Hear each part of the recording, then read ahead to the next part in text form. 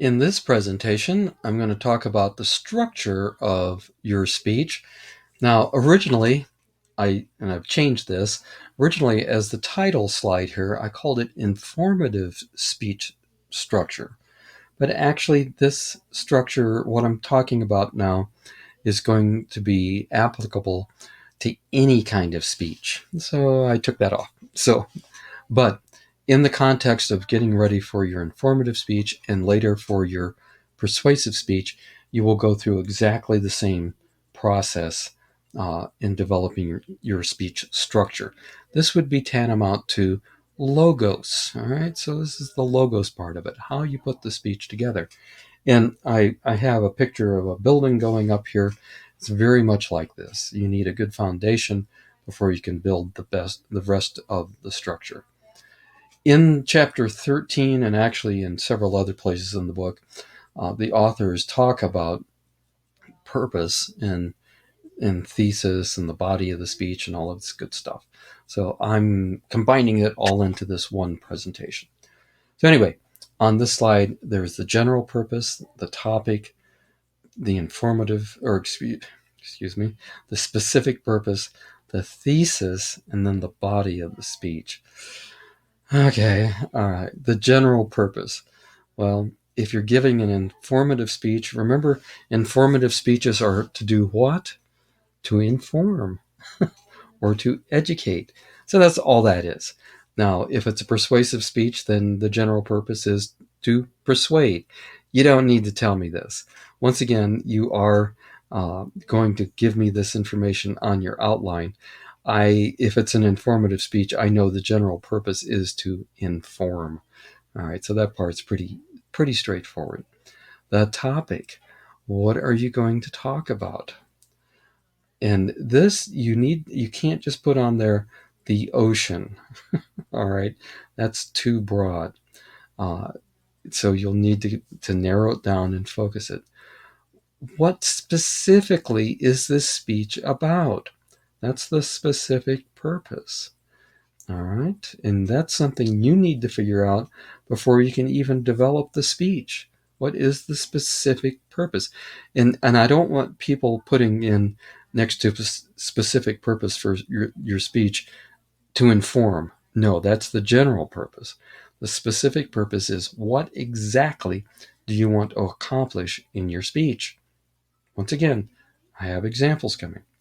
The thesis statement. I've already talked about this with the self-introductory speech. The thesis statement is tell them what you're going to tell them about. Usually it's one sentence. Should never be more than two sentences. But a single statement that tells your audience, today I'm going to inform you about. All right, the thesis statement. And then, of course, the body of the speech.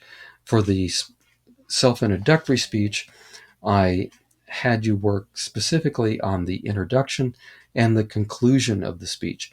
The body of that speech, I like using my hands. You can't see me waving my hands around down here, but I'm doing that. But for that speech, you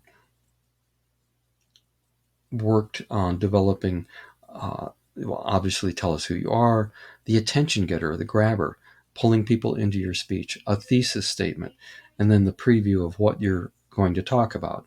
All right, and then the conclusion, restatement, review, and a sound conclusion. All right, now some efforts were better than others in that particular instance with the self-introductory speech, but we'll continue working on it. This time we also need to develop the body of the speech, the informational content.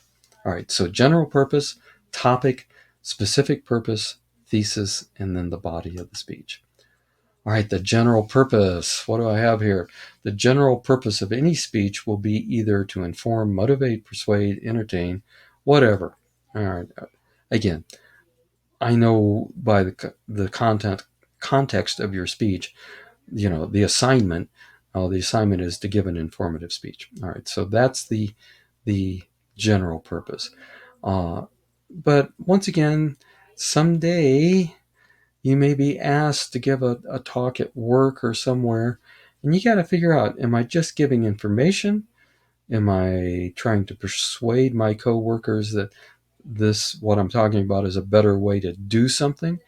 Am I just there to get some chuckles and laughs to keep the troops busy while the boss does something? Yeah, so there may be an occasion where you've got to figure out what your general purpose might be. Okay, you got to know that before you can develop your specific purpose. But it's pretty straightforward. Nothing, no brain surgery here. All right, so I'm going to. I know a topic was last on the list, but obviously, before you can develop a specific purpose, you need to develop a topic. All right, so make a list. All right, I'm going to talk about the ocean. Oh, that's too big. I'm going to talk about the Pacific Ocean. Oh, that's still too big. I'm going to talk about pollution in the Pacific Ocean. Still pretty big for a short speech. All right, I'm going to talk about plastic pollution in the Pacific Ocean. Better. Okay, I'm going to talk specifically about the trash islands that have formed in the Pacific Ocean. All right, so that's what I just did. All right, so make sure the topic interests you. All right, don't pick something that just is so random that you can't project any enthusiasm for the topic. Make sure of that, and then you've got to find focus for the topic, just as I did. Now, I keep saying 6 to 8 minutes here. Once again, because we're doing these online, I may modify that just a little bit. So anyway, picking your topic. The important thing here, I can't overemphasize this, is that you have to be interested in it. And you might think, I'm not really interested in anything. I hope that's not the case. There must be something you like. All right. So uh, make a little list and see what you can find for your topic. All right. I love drawing this on the board when I'm in a classroom. All right. So here we go. I think of developing a speech exactly as I have it laid out here with my triangles and my square. Okay, pretty basic. All right. In the introduction, this is this upside down triangle where the apex is pointing down, is the introduction of the speech. All right, so I'm going to have, hi, my name is Ray. Uh, did you know that 10% of the world's oil supply is used to create plastic bottles and plastic bags? Okay, I've got my attention getter in there. Today I'm going to talk about where in particular many of those bottles and bags end up in the Pacific Ocean. All right, and then so today I'm going to cover 1, 2, 3. I'll show you that here in just a bit. So that's the introduction. So I've gone from a broad general statement. I'm going to well, I didn't, did I? Hi, my name is Ray, and today I'm going to talk about pollution in the Pacific Ocean. All right, that's my big, broad, general statement. But I end it with something very specific. All right, the body of the speech, which you'll see here in a while, the body of the speech, because these are short speeches, keep it to 3 main points: 1, 2, 3. All right, and there'll be some subdivisions under those points. Then in the conclusion of the speech, we're going from very specific. Today I talked about the plastic trash islands in the Pacific Ocean. And then I'm going to do a little review, and then I'm going to have a strong conclusion. The strongest way I can make that conclusion is to go back to the way I started the speech. Remember, I said that 10% of the world's oil supply goes into plastic bottles and plastic bags, and now I've shown you that many of them find their way into the Pacific Ocean in these giant trash islands. I'm not talking about if it's good or bad. I'm just telling you this is what's going on. So you start out broad, you become more focused. You're going to have 3 main points: 1, 2, 3. and then you're going to go from that focus back out to a broad general statement. All right, so think about your speech when you're organizing your speech. Think about my little diagram here with an upside down triangle, a square or rectangle, and then a right side up triangle. Broad to focus, then the body of your speech focused back to broad. All right, so the specific purpose. This, as I said, you can't do this, you can't create this without knowing what you want to accomplish in a speech. I'm going to read this for you. Your specific purpose statement, which will be at the top of your outline, is used to develop the speech. And this isn't something that you're going to say out loud to your audience. And no matter how many times I tell people not to do that, I get students who still they're standing there with their outline and they read all this to the audience. No, this is for you and for your planning. And really the specific purpose is, as I say here, it's the end game. It's what you want your audiences to know or understand at the end of your speech. If you don't know that when you start the speech, if you don't know what you want to accomplish, how are you going to accomplish it? I talked about this before. You always write the end of the speech before you write the beginning of the speech. So if you just draft out a little sentence or two for yourself, by the end of my speech, I want my audience to know, okay, then you'll understand as you're developing your speech whether or not you're going to accomplish that. So that's what the specific purpose is. Once again, it's one, no more than two sentences explaining exactly to yourself what you want to accomplish at the end of the speech. You do not read this to your audience. This is for your development of your speech and for me to look at the top of your speech, so I know what you were thinking in developing the speech. Once again, I'm going to give some examples. All right. The specific purpose allows you focus. And you see my little graphic down here. It's kind of like a roadmap. In fact, it's exactly like a roadmap. Your specific purpose helps you get from point A to point C in your speech. All right. And you know you've accomplished what you set out to do. All right. It should be a clear, concise statement. All right. Today, I want my audience to know, whatever it might be. It needs to focus on the goal of your speech. This goes back to the end game. That's your goal. What is it you want to accomplish in this speech? It's not just a list of facts about the solar system. What do you want us to really know about the solar system? Why are you giving this speech? And I write that a lot on rubrics and outlines. What are you trying to accomplish with this speech? All right. Again, if you don't know that, your audience won't know it either. So, ways to write this. Today, I want my audience to know about the great plastic trash islands that have formed in the Pacific Ocean. Today, I want to explain to my audience why, whatever it might be. I want my audience to be aware. Remember, the whole idea of an informative speech is to educate. I want to explain to my audience how. Okay, so this is, I would highly recommend you pick one of these four, and there's other ways to do it, but here's an easy way to do it. When you write out your specific purpose, do this. I want my audience to know. I want to explain. I want my audience to be aware of.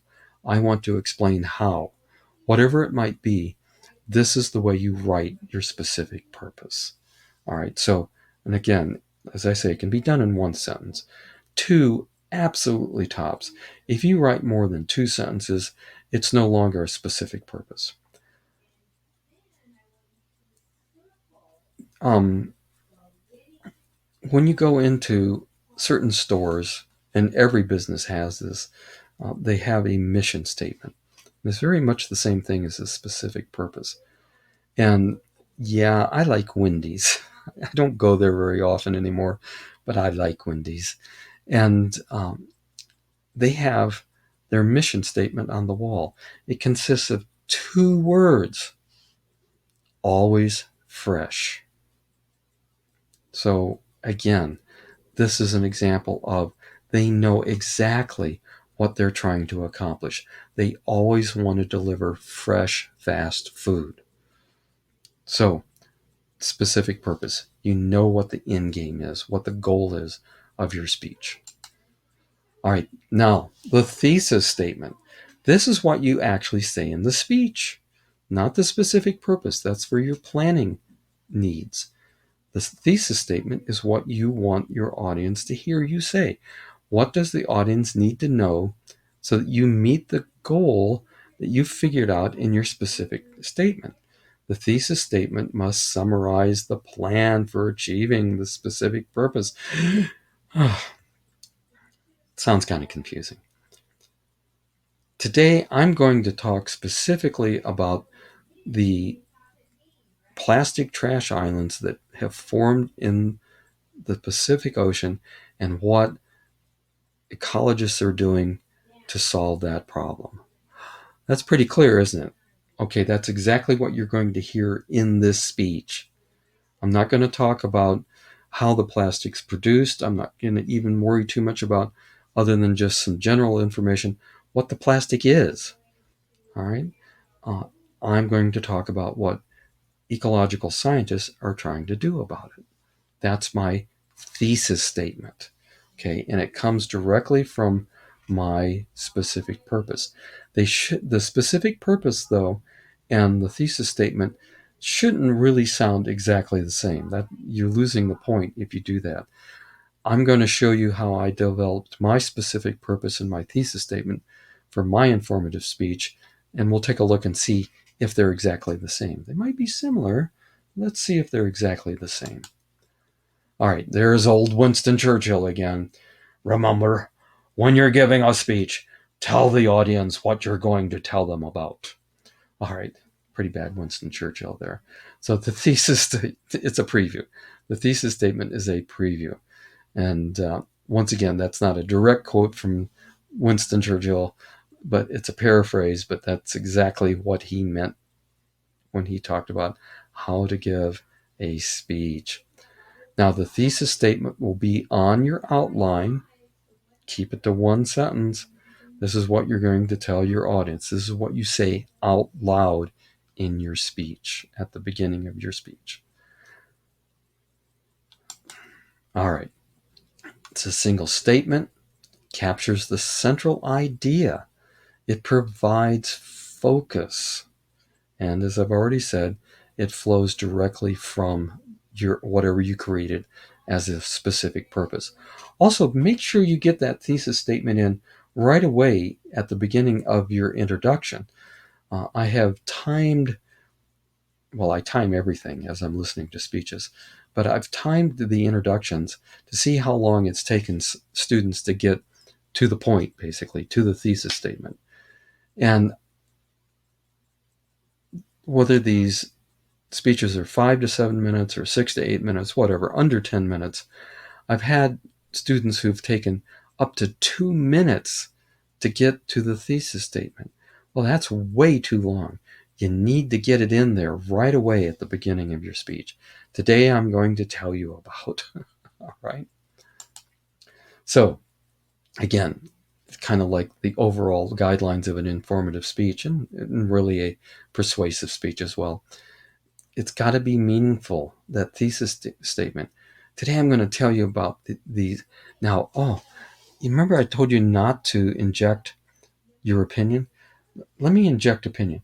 Today, I'm going to give a speech about these horrifying trash islands that have formed in the Pacific Ocean and what ecological scientists are doing about them. That sounds like an opinion statement, doesn't it? If it's truly just an informative speech, I'm not going to say what I think, that they're horrifying. I'm just going to say, today I'm going to tell you about these massive trash islands of plastic that have formed in the Pacific Ocean and what ecological scientists are doing about them. See the difference? Okay. All right, meaningful, accurate. I just told you exactly what I'm going to talk about. And I hope that, this is a topic that's going to capture people's attention. All right. All right.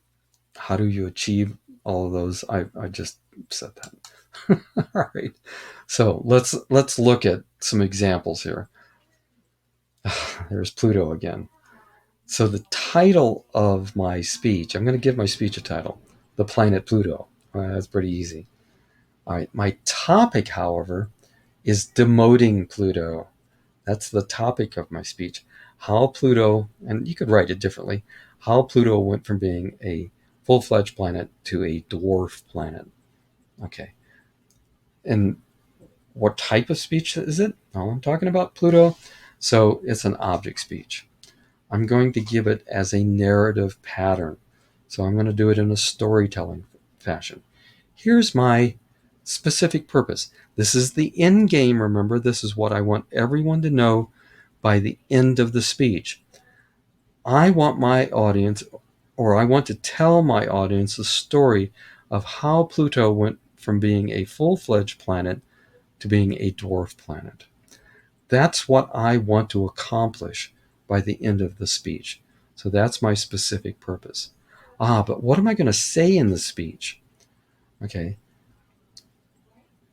And I would say this a little bit differently than the way I've written it now that I look at it.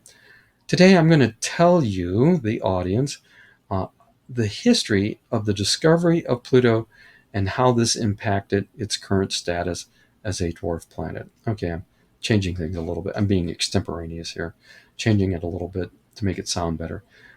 But again, you can see that my specific purpose does not look the same as my thesis statement. All right, so there you go. I have some other examples. All right, now I told you I'm giving a speech about gold. And so Ray's informative speech. My title, I gave it a title, All That Glitters. By the way, the title's not mandatory, but it's always nice to put it on there. What's my topic? It's gold. Okay. The type of speech, I've decided it's a concept speech. You'll see why in a moment. And I'm going to use a narrative pattern. Or am I? Again, when you listen to my speech, I want you to decide. All right. So, my specific purpose, this is my end game. This is what I want everyone to know by the end of the speech. I'll read it. And again, you don't read this out loud to your audience. All right. I want my audience to understand how gold is formed by the destruction of supermassive stars and why gold is so special. Okay. That's what I want to achieve in my speech. How am I going to do that? Well, we'll find out. All right. And again, remember, I'm not saying this out loud in the speech. What do I say out loud in the speech? All right. In the speech, and you'll hear me say it, this is going to be my thesis statement. The gold we wear and all the gold on Earth was formed by the cataclysmic death of supermassive stars billions of years ago. Okay, it's similar to my it's got some similarities to my specific purpose, but it's much more dramatic. In fact, I would say there's even pathos in there. What are some of the what's a pathos driven word or two in here? Cataclysmic, death. Those are emotionally driven words. Built those in to try to make a connection. Supermassive, billions of years ago. Oh, okay. And I'm hoping everyone's thinking, well, that's cool. I didn't know that. Okay. So this is exactly what I'm going to try to accomplish in my speech. That's the thesis statement. This is what I say out loud right at the beginning of my speech in the introduction. And when I provide you with my speech itself, this is exactly what you're going to hear. All right. So remember, I'm trying to inform my audience. I want to try to keep it exciting, bring it to life. I think I just did that in the thesis statement, didn't I? The cataclysmic death of supermassive stars. All right, that's pretty descriptive. I've chosen a a topic that I think most people are at least mildly interested in, gold. And I'm going to educate. That's exactly what I'm trying to accomplish in this. I'm not saying that gold's good or bad, that you should buy gold, that you should, I'm not going to do any of that. I'm going to stick specifically to the topic. All right. So, stage one, make up a title. Sure. Uh, all that glitters. My topic is gold. My type of speech, as I told you, it's an object speech. Gold's a real thing. I've chosen a narrative pattern. Maybe, again, I want you to look at it. I developed a specific purpose for this speech, what I want everyone to know by the end of the speech. And then I have a very clear and I hope interesting thesis statement to tell people exactly what they're going to learn about in this speech. Whew, okay, that's part one. All right, again, you've got to pick. Is it an object speech, a process speech, an event speech, concept speech? Then you've got to pick a pattern. I've already done that for my speech. I've decided it's an object speech. That's the type, and that I'm using a narrative pattern. All right, and I'm going to start out very broad. Hi, my name is Ray, and today I'm going to talk about a topic I think everybody might like, gold. Okay, very broad statement. All right, that's the big statement. But then I say, I'm going to tell you about how gold is formed by the cataclysmic destruction of supermassive stars. There's a lot of other things I could talk about gold, isn't there? Lots and lots of things I could talk about. But I'm only going to focus in on how gold is formed. And then the body of the speech, and again, you'll see this in my outline, and I'll give some other examples of in the next lecture on the body of the speech. I'm going to have three main points with some subcategories of those points. And then at the conclusion of the speech, I'll say something to the effect as today I talked about how gold is formed in the destruction of massive stars.